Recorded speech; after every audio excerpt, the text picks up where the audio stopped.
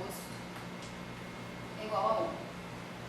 Só que o determinante da transposta e o determinante são iguais. Então eu posso escrever isso como determinante de R ao quadrado igual a 1. Ok? Então, eu tiro que o determinante de R ele pode ser mais ou menos 1. Tá? Quando a gente for trabalhar, por exemplo, com isso no caso do ON. Só que o ON, então, ele tem um subgrupo que se chama SON. Então, quando eu desconsidero o determinante igual a menos 1, eu só trabalho com a condição de determinante igual a 1. Só que existem algumas quantidades na física que elas são perceptíveis ao determinante da matriz R. Então, isso vai ser importante quando eu estiver trabalhando no sistema de mão direita e eu quiser fazer uma inversão de eixos. Aí eu passo para o sistema de mão esquerda. E qual vai ser as consequências disso? Então, se eu estiver trabalhando no caso assim, PJ,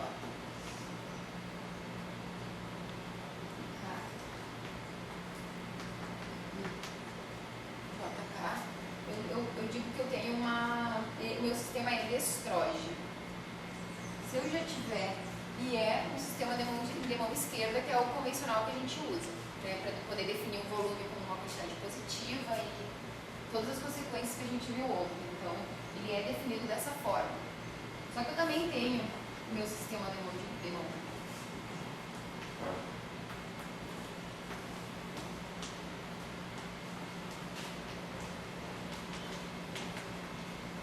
Esse aqui seria um sistema sinistrógeno ou levógeno, né? E aí eu vou definir ele, então, como sendo negativo e é um sistema de mão esquerda. Quais são as consequências a respeito disso? Existe uma transformação que se chama transformação de paridade, que ela não é uma transformação contínua, só que igual ela é uma transformação que algumas quantidades físicas elas são perceptíveis a isso. Então, se eu mudar de um sistema de eixos para um outro sistema de eixo, o que vai acontecer com as minhas quantidades físicas? Né? Então, a gente vai começar a olhar para essa quantidade aqui. Tá? O produto vetorial. Vamos assumir que A e B são vetores que se transformam dessa forma, ok? Mas e C? Como é que o C se transforma? Ele é perceptível ou não ao sistema que eu estou adotando? Então, vamos começar da mesma forma que a gente fez antes. Epsilon JK AJ PK. Como é que eu vou saber, então, como é que o C se transforma? C', então, isso é igual a Epsilon I JK. Esse aqui é só um símbolo, então assim, eu não preciso transformar ele, eu não preciso escrever ele como linha. Só ele não vai... É um pouquinho mais complicado isso, na verdade, depende da característica dele, mas eu não vou entrar em méritos. Então a gente vai assumir que ele é ele mesmo, ele não se transforma. Só que o A, linha, se transforma. E o B se transforma. Então agora a gente vai escrever. Vamos ver o que a gente tira daqui.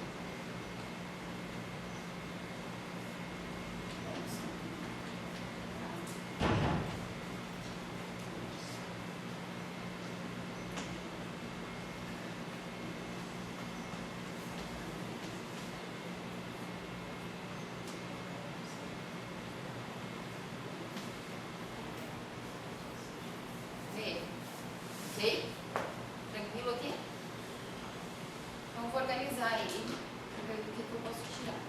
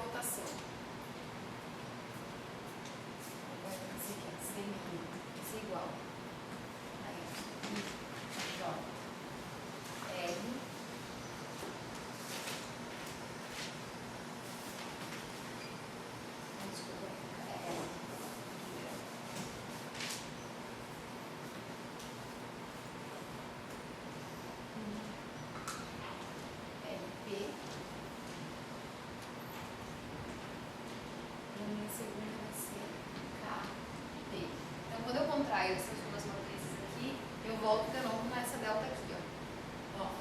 Somando sobre P vai ficar uma delta de K, DRK. Então eu vou copiar ela.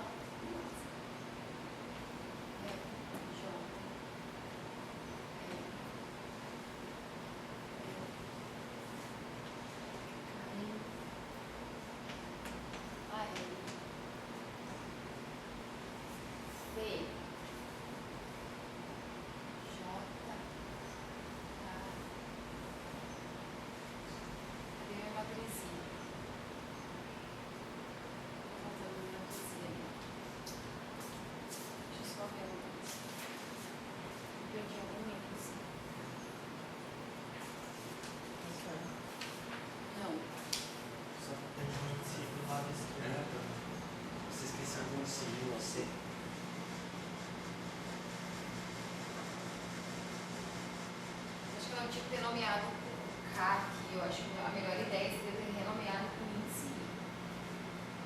Não, Maria é fixo.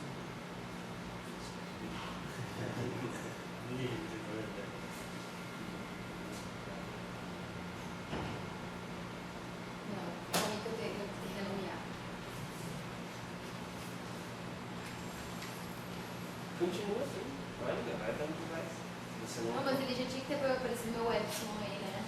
Você não levou pra ajudar. Não, mas Você está certo nisso. não tá, Thaís.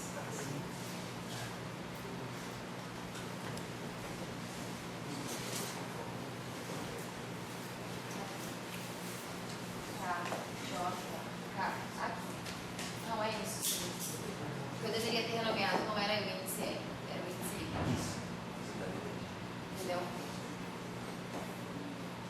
Tá certo, mas não vai te levar ao lugar que Ele tá certo, não vou precisar de errado, só porque eu preciso que apareça um negócio para eu poder identificar com um outro negócio. Então o que eu vou fazer aqui, ó, é só em vez de eu renomear o K, eu vou renomear o I. Então eu vou voltar com o índice K aqui, ó, e aqui vai virar o I. O R vai virar I. Ok? Então aqui, ó, vai ficar. Aqui vai aparecer o R. Então o que eu estou fazendo aqui, ó, eu só nomeei o índice I. Vai ficar R, J, K, vai ficar I. É isso.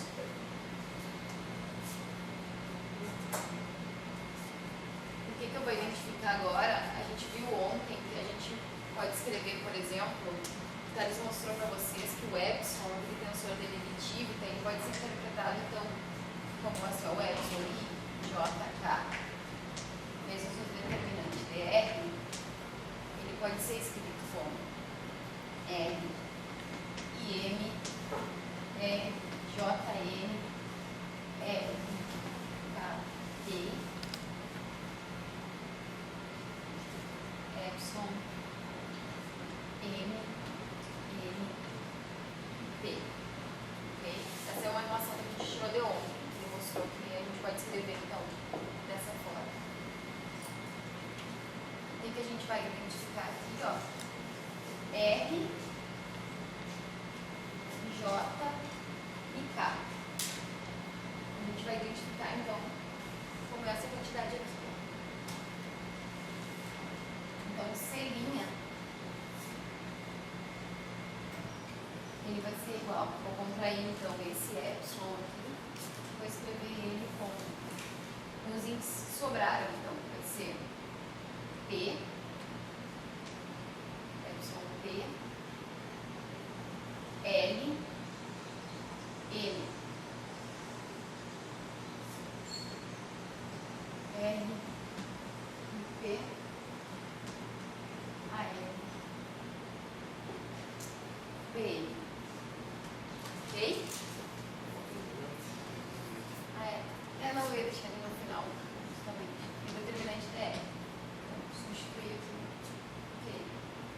Então, o que eu identifico aqui? Ó? L, M, L, M.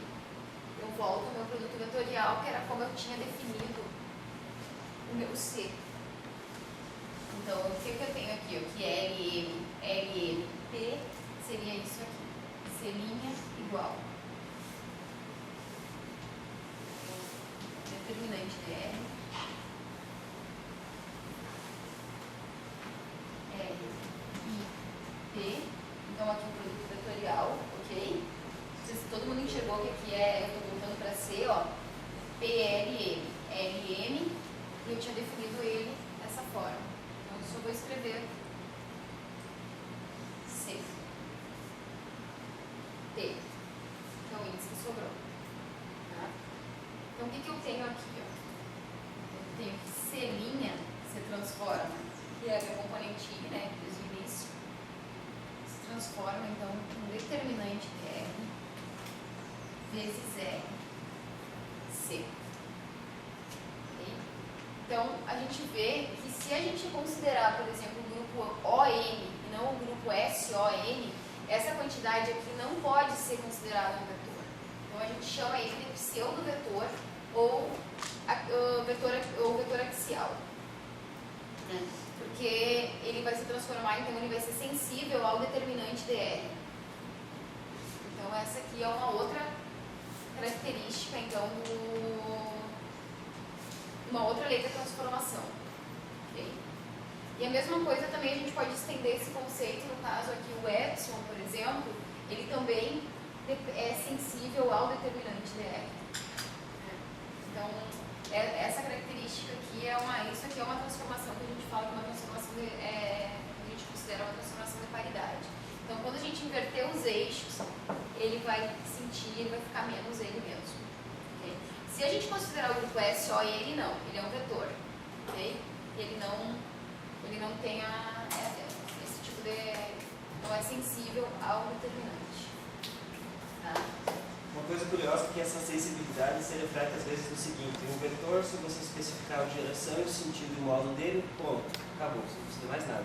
Um pseudo-vetor, você tem que especificar a direção, o módulo e o sentido e uma convenção para o sentido. Né? A convenção da velocidade angular, qual é o corpo girando no sentido horário, se convenciona que, em relação ao eixo Z, se convenciona que a velocidade angular aponta na direção positiva quando visto de cima e assim por diante. Tá? Então, essa aqui é uma outra quantidade que também vocês vão encontrar bastante, que é justamente a transformação de paridade. Então, o momento angular, a velocidade angular, ela é um pseudo-vetor? É um pseudo-vetor. V é um vetor, a gente chama de vetores reais, vetores polares. Então, V é um vetor polar, transforma bonitinho, só com uma matriz de rotação. R também é. R é vetor V, que é ômega, é um pseudo-vetor. Porque a gente define a velocidade angular como um produto vetorial. Então, a partir daqui, ó, tu já vê que tudo que a gente puder definir como produto vetorial, ele vai ser sensível ao determinante. Então, ele vai ser um pseudo-vetor. Né? Uma coisa curiosa é que esse produto vetorial ele não poderia existir, na verdade. Mas no caso tridimensional é excepcionalíssimo. E existe uma relação entre um tensor de segunda ordem, que é um 2D, antissimétrico, e um vetor. Esse tensor é tranquilinho, é um tensor, não é um pseudotensor. Mas quando você interpreta ele como vetor, surge uma propriedadezinha lá desse tensor que deixa um rastro. Esse rastro é esse determinante. Coisa bem curiosa, só existe em 3 dimensões. E pseudovetores são bem interessantes. Os pseudovetores no grupo de Lorentz, por exemplo, os bósons que as partículas elementares do neutrino trocam com o elétron, são vetores axiais. Os bósons não, os férmions que entram, no caso do modelo padrão, eles são férmions quirais. Então, eles são pseudo... Não, os bósons que são trocados são axiais. Os bósons, tá bom? Não, eu estava falando da simetria de paridade mesmo. No caso do elétron tem simetria de paridade, no neutrino não. Não, na verdade, esqueço. O modelo padrão é entre os dois. Outra coisa que falava do produto vetorial. Eu vou falar mais algumas coisas aí, eu estou tomando uma água.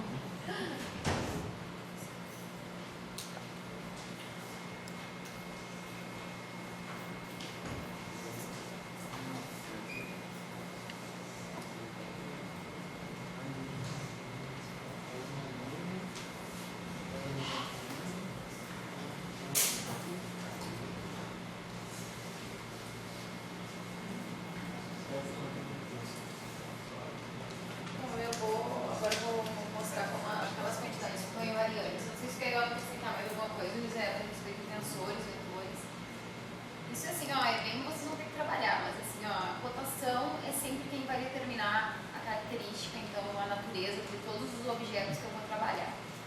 Ok? Mas tem mais exercício disso? Vai, eu vou mandar a gente vai mandar. E amanhã também de tarde, quando a gente estiver aqui das 2 às 4, a gente pode fazer bastante exercício em relação a isso.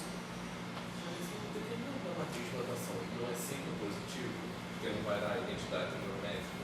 Não, porque justamente quando eu estou a partir dessa relação aqui, ó, eu vejo que ele pode ser positivo ou pode ser negativo. Eu estou considerando o grupo completo, o ON.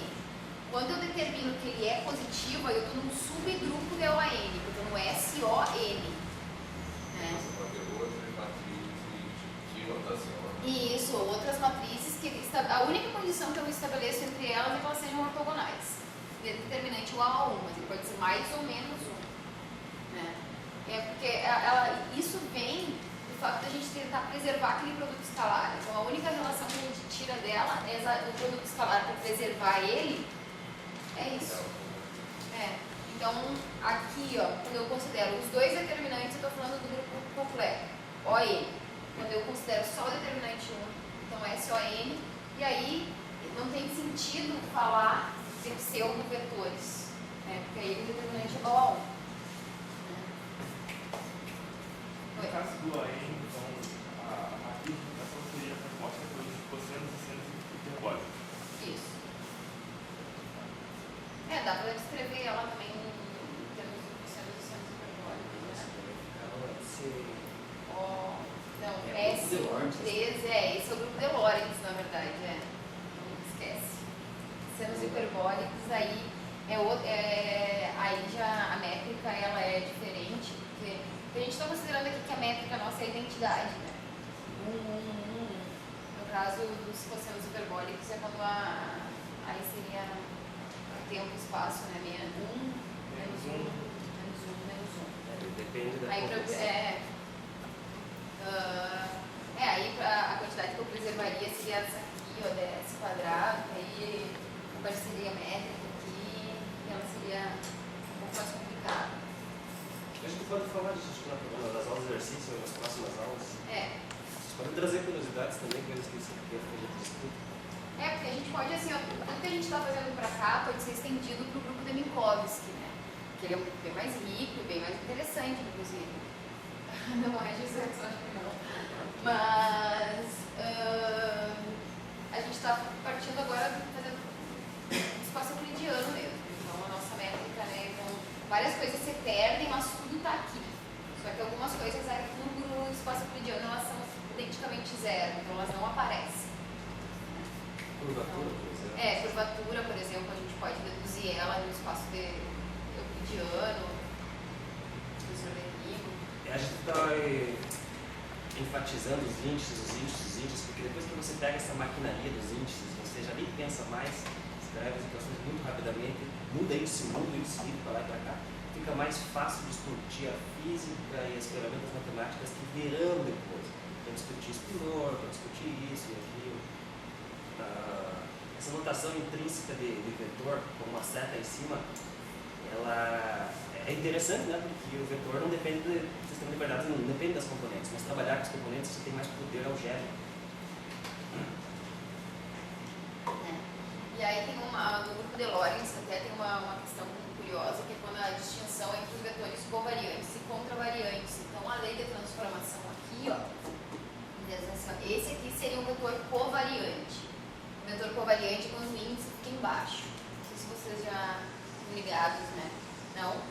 O grupo de Lorentz ele tem uma distinção, por exemplo, assim, ó, xmi, ele não é a mesma coisa que xmi, o índice em cima. Então isso aqui é um vetor covariante, esse aqui é um vetor contravariante. E as leis de transformação desse aqui para esse é que esse aqui, no caso, ele vai se transformar com a inversa. Inversa transposta. Não exatamente a inversa. A inversa num certo sentido, tem que explicar com mais detalhe. Semana que vem a gente estava pensando, dependendo de como o que vocês quiserem trazer, estender um pouco podia mais abordar para... distinção covariante e contravariante, vai ter um monte Então mais aqui, ó, detalhes. em vez dele se transformar com essa matriz aqui, no caso R, ele vai se transformar com a matriz R inversa. Então tem essa Agora aqui não, aqui a gente, independente, a gente sempre já nem liga, coloca o índice embaixo, mas isso existe bem mais em torno disso. Então essa posição dos índices ela é bem importante. Só que aí eu nem falei, eu distingui para vocês vetores covariantes e contravariantes, porque no espaço euclidiano todos eles são covariantes, são iguais. Entendeu? Mas existe essa distinção então no espaço de Minkowski. Posso seguir? Só para terminar, que eu quero fazer mais só umas manipulaçõezinhas para vocês verem algumas quantidades que permanecem invariantes, voltando para os operadores. Como é que aqueles operadores que a gente viu no início, eles se comportam frente a essas rotações?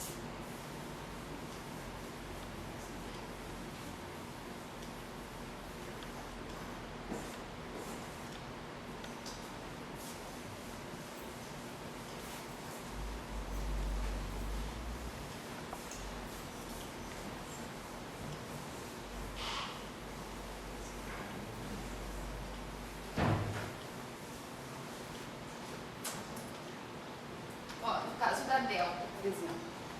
Para a gente exercitar então agora a delta, essa delta e J. Tá? Essa quantidade aqui, ela é um tensor, ok? Dois índices, tensor deu link 2. Eu vou fazer uma rotação nela e como é que ela vai ficar. Então como é que eu vou fazer uma rotação? R e M, R, J, M, delta, M, M. Então, fiz uma rotação, fiz uma outra rotação.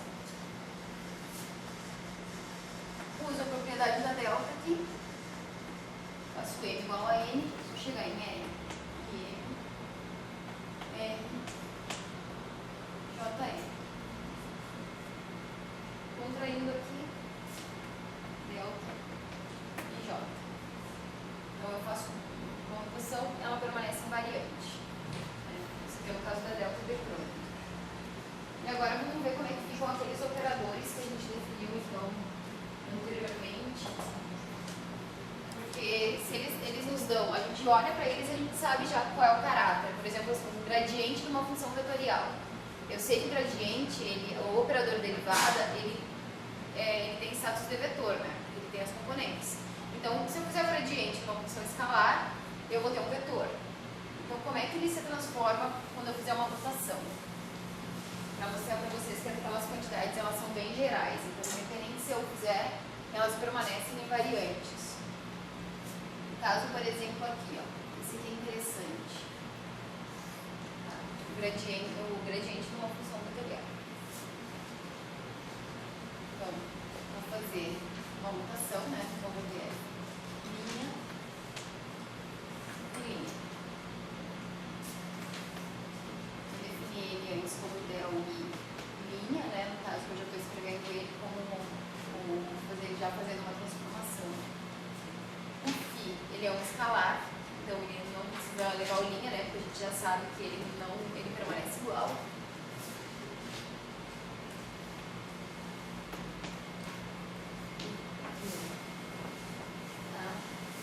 Rotacionando então. Aqui eu também, ó, eu não vou, como eu vou escrever, acho que não é intuitivo eu escrever assim, né? Acho que eu já... iluminando o quadro. Não, porque eu queria escrever ele como componente I, já queria tirar ele aqui, ó. Vou escrever ele já como componente I aqui, para não ter que ficar carregando. Tá. Como é que esse aqui se transforma? Esse é M.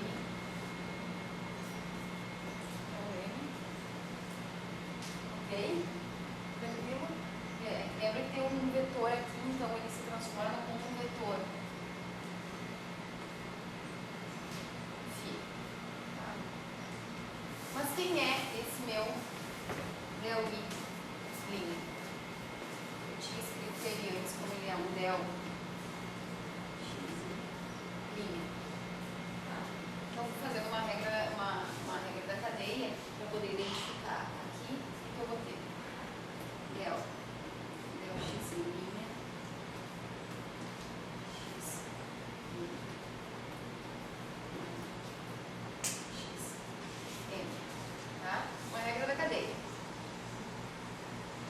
O que eu vou identificar então aqui, ó?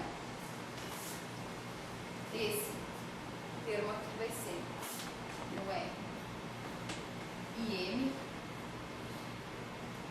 del M. Ok? Então, agora, os coeficientes então, da minha matriz de transformação são dados por essa relação aqui. Ok? Então, só fazendo uma regra da cadeia, a gente já sabe então que aqui eu estou colocando então as coordenadas. No caso do meu gradiente, do meu divergente,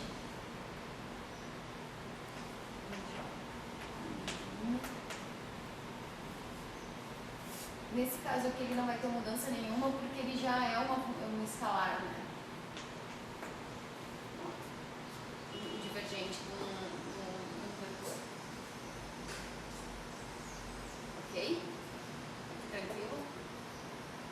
Então ele também, se eu fizer uma rotação, ele vai permanecer igual. E esse aqui no caso não, né? Esse aqui é importante que esse aqui não. Ele transforma então através desses coeficientes. No caso do rotacional.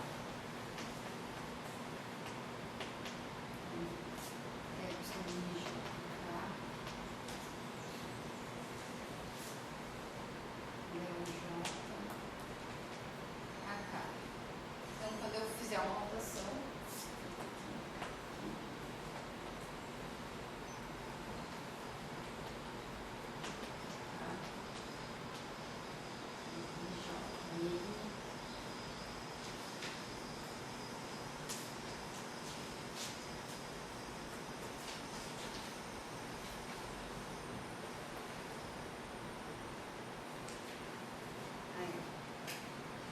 a mesma coisa. Agora o que eu vou ter aqui? Ó? Esse aqui, eu vou ter duas matrizes de rotação. Uma que é dada por esses coeficientes e esse outro que a gente sabe como é que é. Ela é a matriz aquela lá do ON, a matriz ortogonal.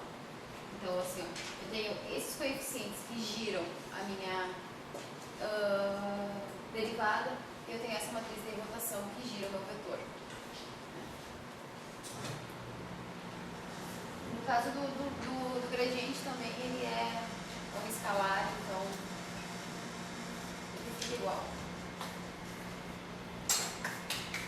Acho que era isso, pessoal, estou cansada já.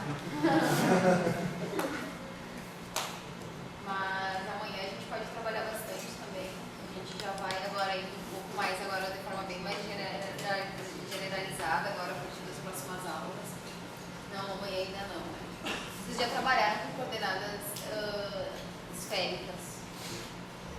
A gente vai amanhã fazer bastante derivada parcial, então estejam bastante preparados para isso. Que amanhã a aula vai ser um pouquinho pesada, assim, de conta mesmo. Na verdade, amanhã a gente vai trabalhar com outros sistemas de coordenadas, mas da maneira tradicional ainda. Então, vai rolar bastante conta mesmo.